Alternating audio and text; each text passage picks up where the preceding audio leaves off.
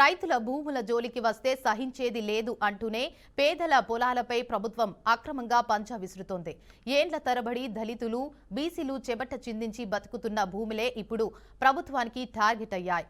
మేడ్చల్ జిల్లా కీసర మండలం రాంపల్లి గ్రామంలోని సర్వే నెంబర్ 388లో 300 కుటుంబాలు దశాబ్దాలుగా జీవిస్తుండగా వారి జీవనాధారం మీద ప్రభుత్వం ఉక్కుపాదం మోపుతోందన్న ఆగ్రహం రైతుల్లో వెల్లువెత్తుతోంది. రైతులకు ముందస్తు సమాచారం లేకుండానే సేవరేజ్ ట్రీట్మెంట్ ప్లాంట్లు పేరుతో హైదరాబాద్ మెట్రో వాటర్ బోర్డు అధికారులు రైతుల పొలాల్లో వేసిన కంచెలను తొలగించారు. దీంతో ప్రభుత్వంపై రైతులు భగ్గుమంటున్నారు. ఇదేనా ప్రజాపాలన అంటూ నిలదీస్తున్నారు. రైతు ప్రభుత్వం కాదు, ఇది దగా ప్రభుత్వం అంటూ గ్రామమంతా ఆవేదన వ్యక్తం చేస్తుంది. రైతుల భూములు జోలికి వస్తే సహించేది లేదని హెచ్చరిస్తుంది.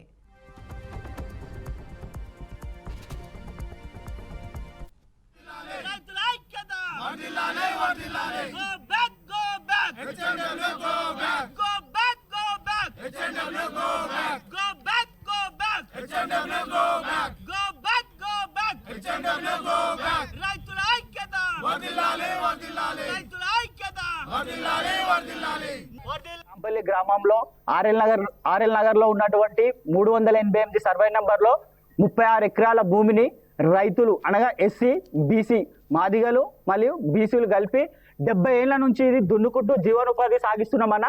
ఈ భూమి ఒకప్పుడు పెద్ద పెద్ద పొక్కలతోటి, పెద్ద పెద్ద చెట్లతోటి ఉన్నటువంటి పొలాన్ని మా ముత్తాతలు, మా తాతలు, మా తండ్రులు, మరి ఇప్పుడు మేము కూడా ఈ వ్యవసాయం పైన జీవనం సాగిస్తున్నాం.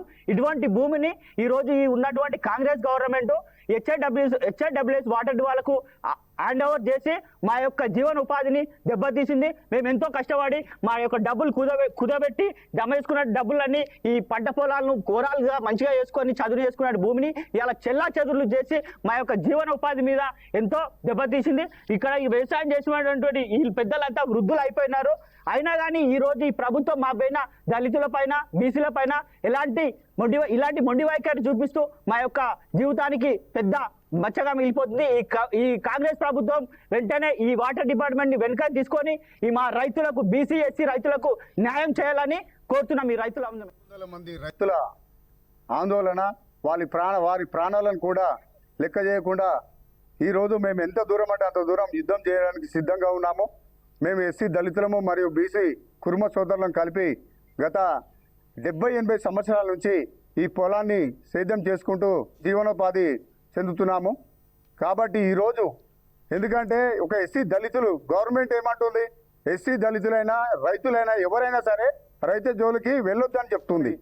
ప్రాణాలైనా అర్పిస్తాం, కానీ ఈ జాగాను మాత్రం మేము వదులుకోం. గతంలో ఎన్ని ప్రభుత్వాలు వచ్చినా మేము అర్జీ పెట్టుకోవడం జరిగింది.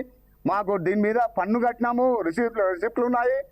కాబట్టి ఇవన్నీ మీరు గమనించి ఈ వెంటనే ఈ హెచ్ఎండబ్ల్యూఎస్ వాళ్ళకు ఎవరైతే కేటాయించారో కలెక్టర్ గారు కానీ, ఎంఆర్ఓ కానీ, ఇంకా పోలీసు వ్యవస్థ కానీ వీళ్ళందరినీ నేను వెంటనే రివర్స్ తీసుకోవాల్సిందిగా కోరుకుంటున్నాము.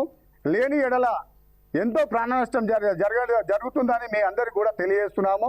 కాబట్టి వెంటనే దీని మీరు ప్రత్యేక దృష్టి సారించి దీని మీద ఒక ప్రణాళికాబద్ధమైనటువంటి ఒక కమిటీని నిర్ణయించి ఆ కమిటీ ద్వారా మా యొక్క బాధలు, మా యొక్క వీటిలో జరుగుతున్నటువంటి పరిస్థితులు కాంగ్రెస్ ప్రభుత్వం తెలియజేయవలసిందిగా మీ అందరికీ పేరు పేరున కోరుతున్నాను. మంది రైతుల రేవంత్ రెడ్డి గారు మీకు దండాలు పెడుతున్నాం నాయన. మేము మా తాతలు, మా తండ్రులు గత 70 ఏళ్ల నుంచి ఈ పొలము బట్టి పొక్కల పొలం అని ఉంటుండే గుంతలు, చెట్లు అవన్నీ పూడ్చి ఈరోజు చదునైనటువంటి ఈ వ్యవసాయ భూమిని ఏర్పాటు చేశారు. మేము దీన్ని పచ్చని పంట ఒకసారి చూడండి, మీరంతా కూడా ఒకసారి ఫీల్డ్ విజిట్ చేయండి. మేమంతా కూడా వ్యవసాయం సాగు చేసుకుంటూ జీవనం సాగిస్తున్నటువంటి సందర్భంలో ఈ ప్రభుత్వము, మరి కాంగ్రెస్ ప్రభుత్వము పేదల ప్రభుత్వం అని చెప్పుకుంటా ఉన్నారు.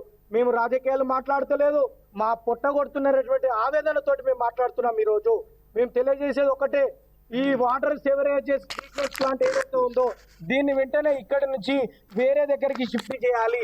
లేని పక్షంలో ప్రాణ త్యాగానికైనా మేము వెనుకాడపోమని తెలియజేస్తా ఉన్నాము. లేని పక్షంలో మా ప్రాణాలందరం కూడా అర్పిస్తాము. ఈ జేసీబీలు పెట్టినా, ట్రాక్టర్లు పెట్టినా, ఏ పెట్టినా కూడా వీటి కింద పండుకొనైనా మేము ఉంటాం. కానీ ఈ పనులు మాత్రము సాగనివ్వమని తెలియజేస్తున్నాము. ఈ కాంగ్రెస్ ప్రభుత్వము మరి పేదల ప్రభుత్వము ఇందిరమ్మ రాజ్యం అంటున్నది. మేము దళితులమండి, మేము రెక్కాడితేనే డెక్కాడినటువంటి జీవులము. మరి మాపై కక్ష ఎందుకని ప్రశ్నిస్తాం?